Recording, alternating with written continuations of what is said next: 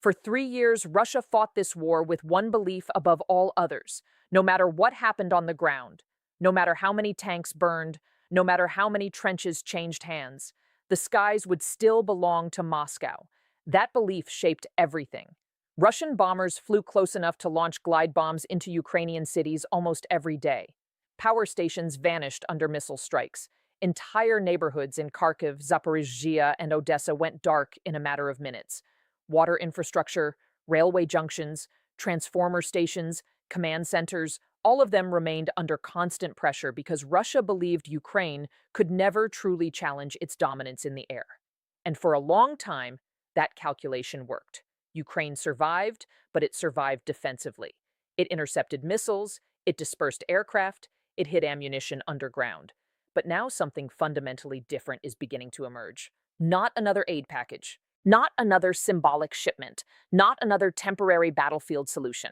This time, Ukraine is preparing for something much larger, a transition from surviving the air war to reshaping it entirely. And the country helping make that possible is Sweden.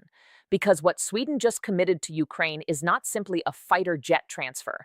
It is a complete redesign of how this war could be fought over the next decade. And when the Kremlin understood what was actually happening, the danger was not the number of aircraft. It was what those aircraft were designed to do. On May 28th, at Uppsala Air Base, Swedish Prime Minister Ulf Kristersson stood beside President Zelensky and announced what may become one of the most strategically important aviation deals of the entire war.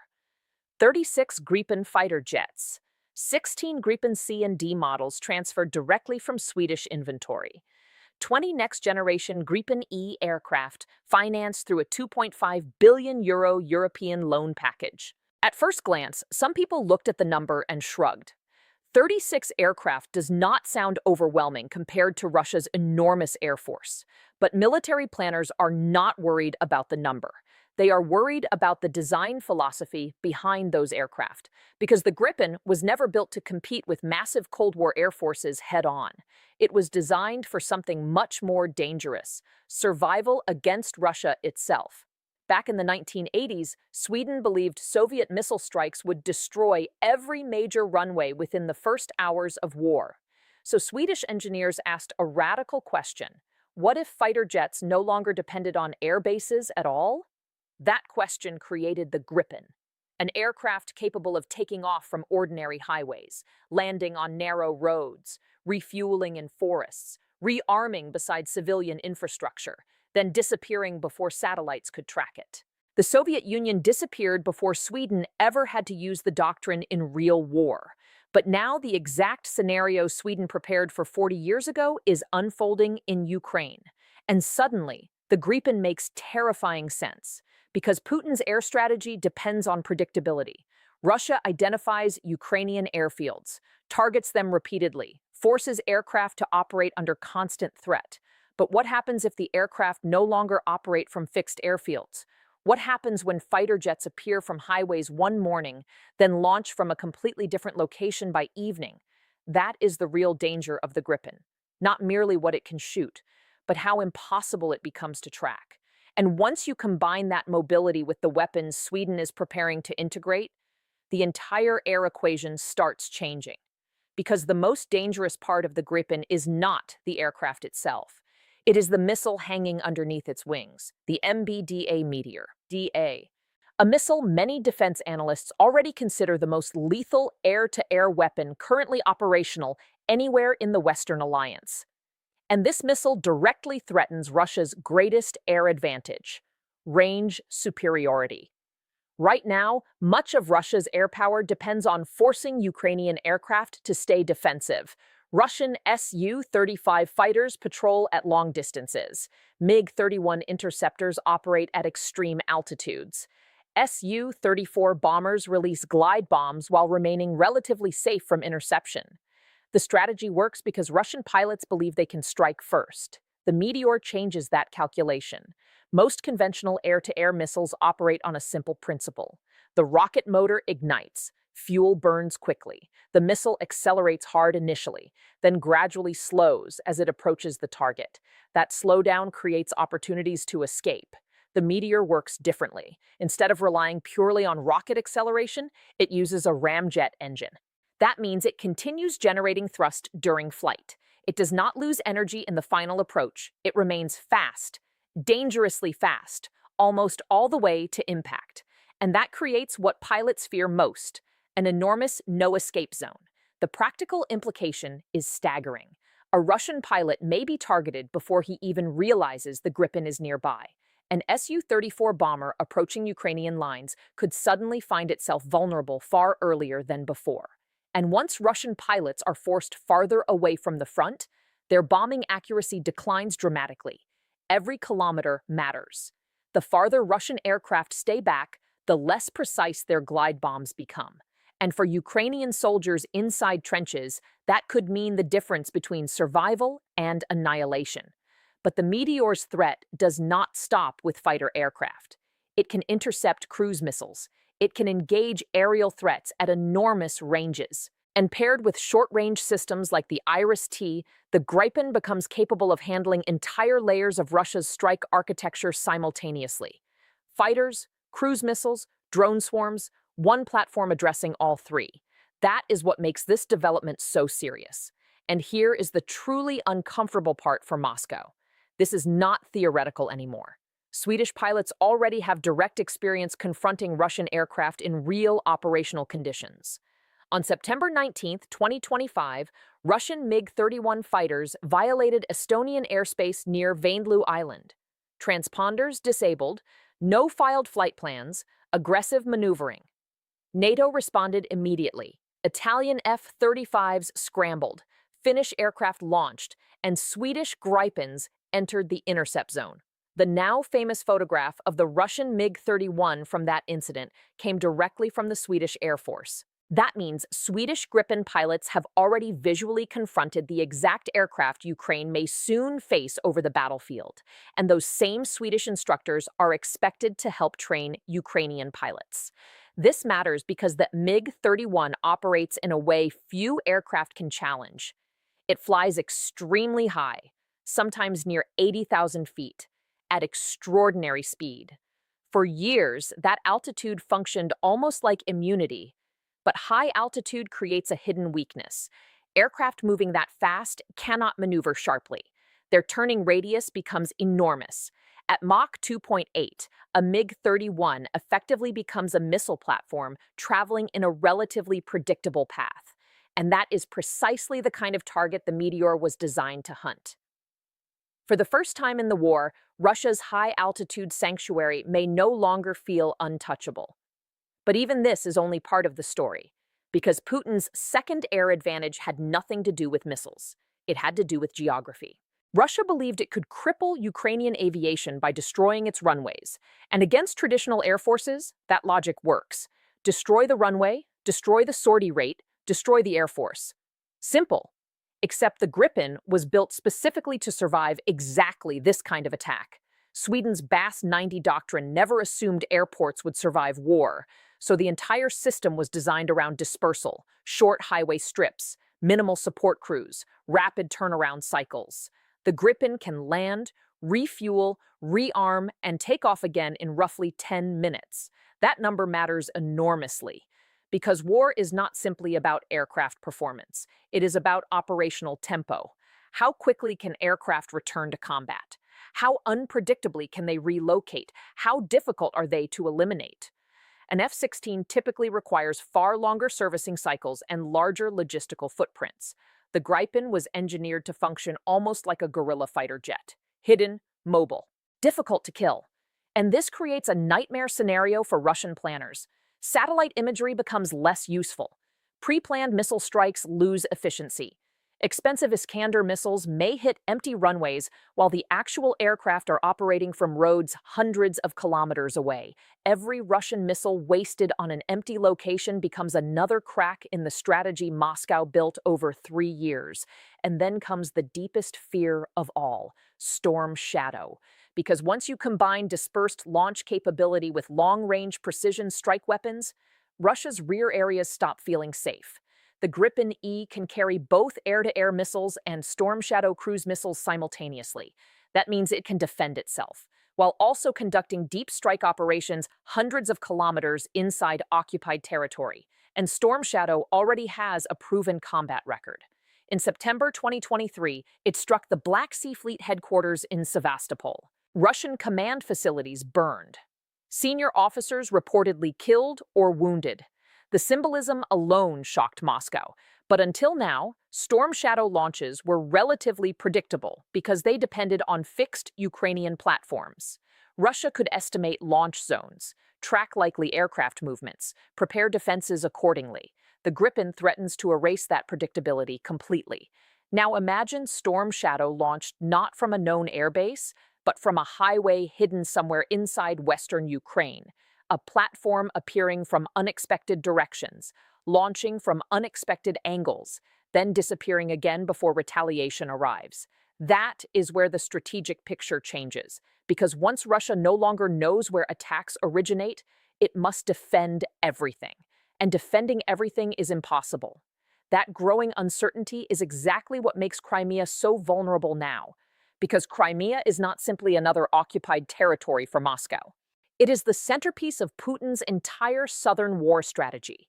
The peninsula functions simultaneously as a naval headquarters, an air operations hub, a logistics artery, and perhaps most importantly, a political symbol. Lose influence over Crimea, and Russia does not merely lose territory. It loses the image of inevitability the Kremlin spent more than a decade constructing. And this is why the arrival of Storm Shadow-capable Gripens could become so dangerous. Look at the geography. The occupied corridor stretching from Rostov through Mariupol, Berdyansk, Melitopol, and down toward Crimea acts as Russia's southern lifeline. Fuel depots, rail hubs, ammunition storage points, command posts, repair facilities. Every major logistical system feeding Russian troops in southern Ukraine moves through this corridor, and much of it already sits within strike range. Now imagine adding highly mobile Gripen squadrons capable of launching storm shadows from unpredictable locations under heavy electronic warfare cover. Suddenly, the entire southern corridor becomes unstable. Russian planners would no longer worry only about the front line. They would worry about the depth behind the front line. That changes wars, because armies can survive pressure at the front. What destroys armies is pressure everywhere simultaneously. And that is exactly the type of warfare Ukraine appears to be building toward. We already saw hints of this evolution during the strikes carried out in late May.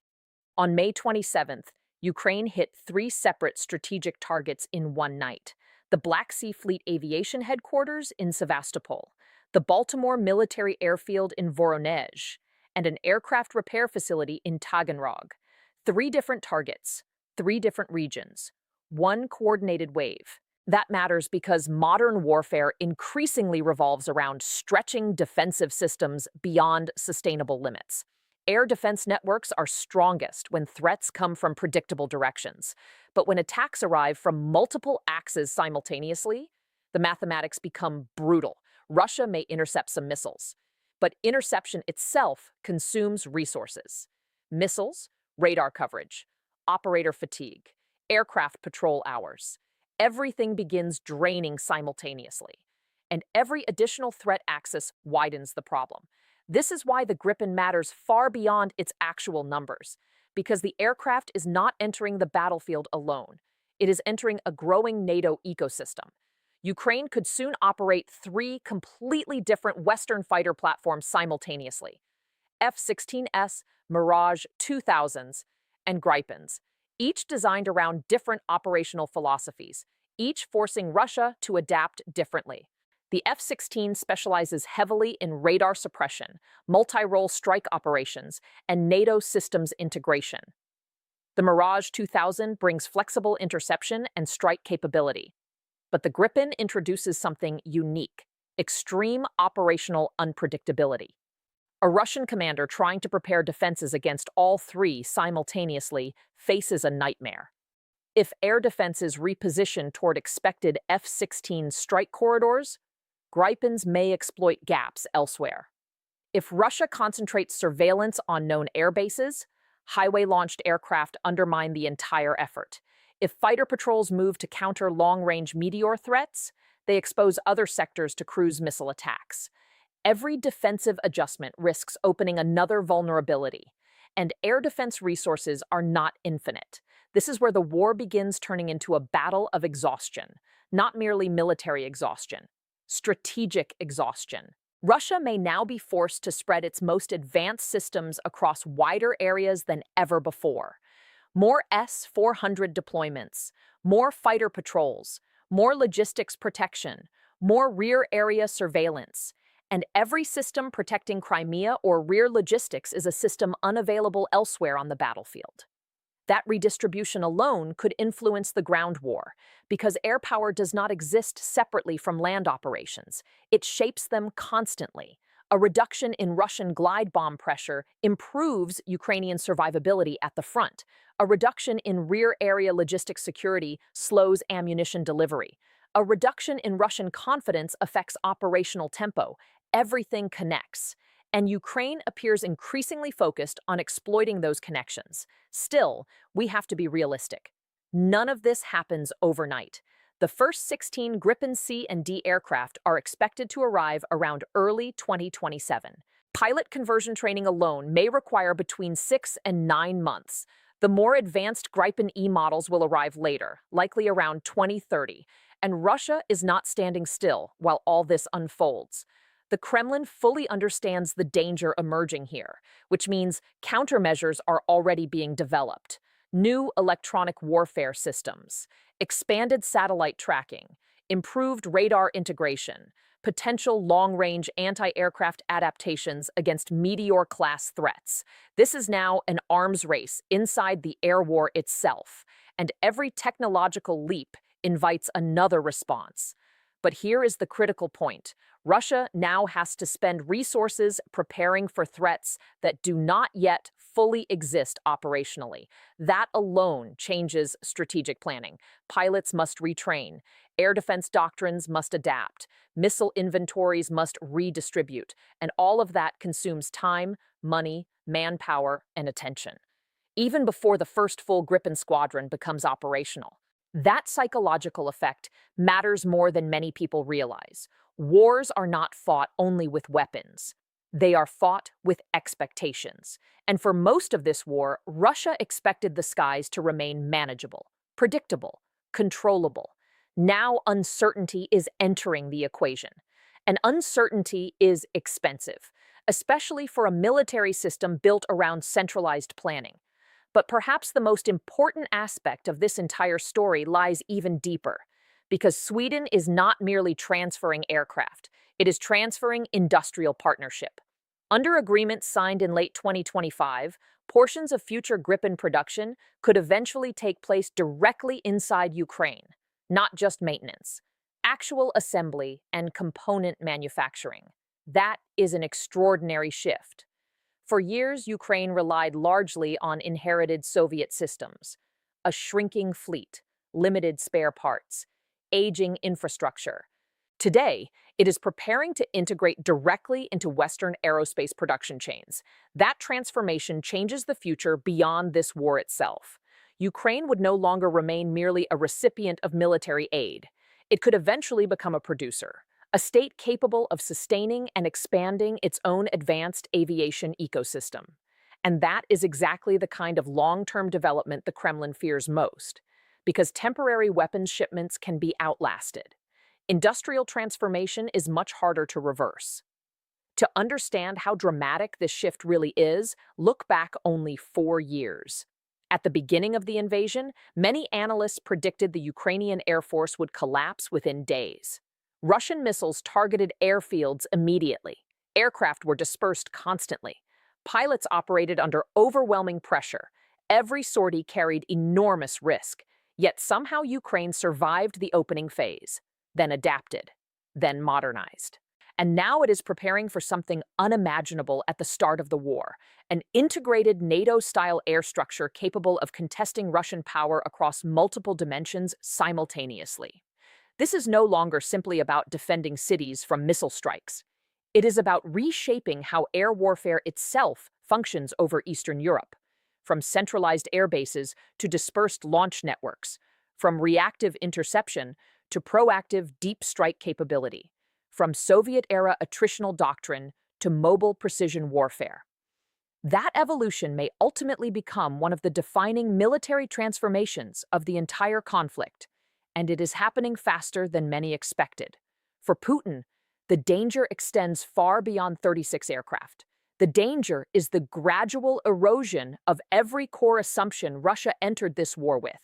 That Ukraine would run out of weapons, that Western unity would fracture, that Russian air power would remain dominant, that rear areas would remain safe. One by one, those assumptions are being challenged, not instantly, not completely, but steadily. And sometimes wars are not lost through one catastrophic collapse. Sometimes they are lost because the advantages that once seemed permanent slowly disappear. That may be the real significance of the Gripens deal, not a sudden revolution overnight, but the beginning of a future in which Russia no longer controls the pace, geography, or psychology of the air war. A future where highways become runways, where deep strikes come from unpredictable directions, where Crimea no longer feels untouchable, and where Putin's greatest military advantage slowly turns into his greatest strategic vulnerability. Because Sweden designed the Gripen for one specific nightmare decades ago, surviving a Russian assault. Now those aircraft are heading toward the country actually fighting one, and the skies over Ukraine may never look the same again. If you enjoyed this breakdown, make sure to subscribe to The Front Show for more in-depth military analysis and geopolitical coverage. Your support helps us continue producing detailed reports like this one. And if you prefer listening on the move, we're also available on Spotify, where our long-form briefings turn commutes into frontline analysis. We'll see you in the next one.